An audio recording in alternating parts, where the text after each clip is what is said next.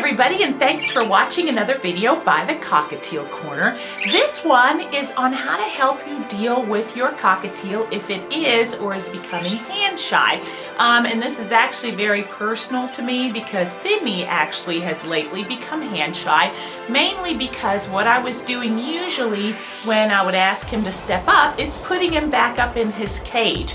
And so now he thinks that anytime I ask him to step up, especially if he's on my shoulder, it means that his fun time is going to be over and he's got to go home. So my first tip actually is going to be, if you're having your bird step up on your finger, don't always request that right before you put your bird back up in its cage, because it will get smart enough to learn that that's what's coming, and most birds do not like to go back if they're having lots of fun out and about.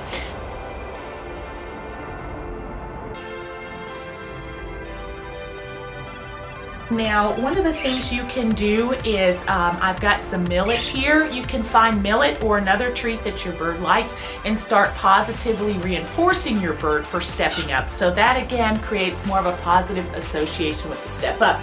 So you'll see Sydney is giving me the beak here. He's not crazy about my little finger coming towards him.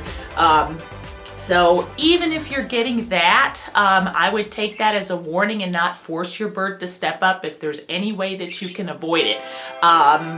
So let's see if we can give Sydney the choice to step up on my finger and get a reward. Step up, good job. So there you can see that I gave Sydney the choice to step on my finger. I didn't force him. I just kind of put a reward within his sights and let him make the decision to step up. So hopefully that will help you guys. Now, if you're using the step up currently to put your bird back in its cage, you might be thinking, okay, if I can't force my bird to step up on my finger and he's not crazy about it, how am I going to do that? Well, there's a couple of methods that you can use. One of the things that I've taught Sydney to do, which I will show you here in just a moment, is I've taught him to step up on a branch, and he might, or your bird might be more comfortable getting up on a branch or a perch of some sort. So you can have the bird transfer to the branch and then use the branch to put the bird back in its cage.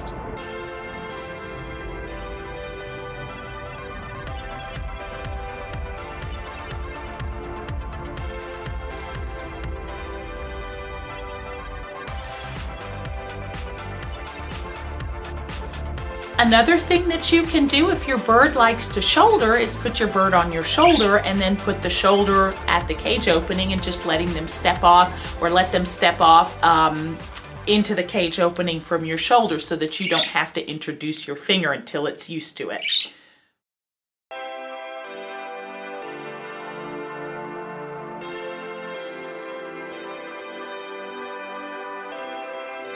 So the last thing I would suggest that's going to be very, very helpful for the step up and also for many, many other things that you have to do surrounding your bird is just to make sure to maintain a positive relationship with your bird. As much time as you can spend with your bird is ideal, because the more the relationship is built and remains positive, the more likely the bird is going to be happy to come to you and spend time with you.